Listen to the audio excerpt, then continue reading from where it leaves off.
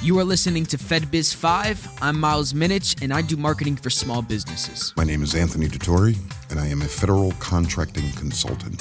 And in today's discussion, we will be talking about SAM registration.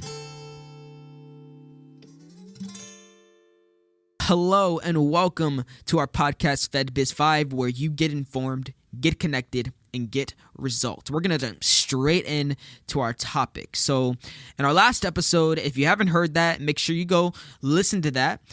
We talked about the fundamentals of federal contracting and preparing your business. So now you've investigated your market as a business, you've evaluated your finances for the business, and now you're able to move forward. Anthony, what's the next step? SAM is the system for award management. That would be your first step. It is imperative that you do your SAM registration if you are ever going to work with the federal government. The SAM registration, or System for Award Management registration, is, you can think of it as your accounting record for the federal government. But there are other components to it as well. I should say, and will say, that SAM is free for you to do. It is absolutely free. You can go in and do your own SAM. However, my advice is one should have their SAM done professionally at least once. It is imperative that somebody who is familiar with the questions and the FAR regulations, FAR being the Federal Acquisition Regulations, help you to answer truthfully, yet in such a way that you are not perhaps barring yourself from federal work. If you can get that done the first time, then it should be very, very easy to maintain moving forward free of charge. There's also another component to the SAM registration. While it's a separate registration, it is you can only access it currently through SAM. It is called your DSBS, or your Dynamic Small Business Search. If you are a small business, you want to make sure that your profile in the Dynamic Small Business Search is on target. It will. There are a few things that you really need to have in there. Much of it will load directly from your SAM.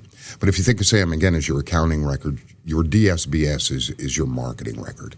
So you want to, the key areas that you want to be conscious of is, first of all, your keywords. You want to have a very, very thoughtful keyword list in there, and it's up to 25 separate keywords. But you want to be very, very thoughtful about that, and think about, if somebody were searching your company on Google, what words would trigger them to find you based on what you do or what you provide. Keywords are very important.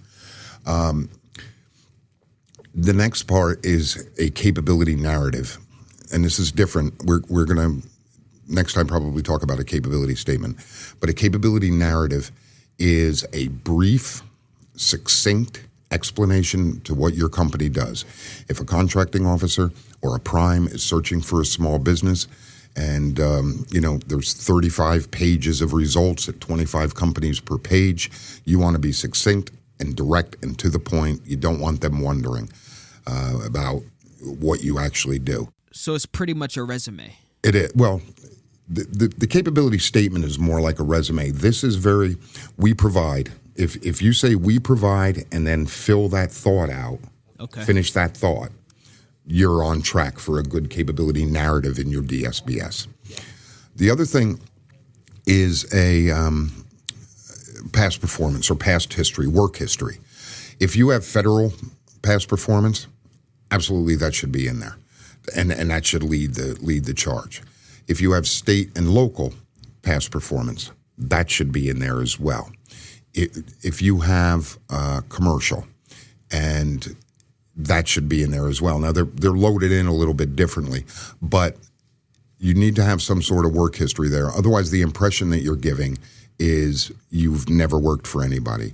If you keep track of those three key components in your DSBS, it's in all likelihood you're going to have a very, very solid DSBS profile. Solid information. And with that being said, that is today's episode. Thank you for listening to today's podcast. In our next episode, we will be discussing capability statements. This podcast is sponsored by FedBiz Access, government contracting made simple. For more information, visit FedBiz'5.com. That's FedBiz access.com. Our phone number is 877-376-4249. The extension code is 407. Thank you guys for listening, and we'll see you in the next episode.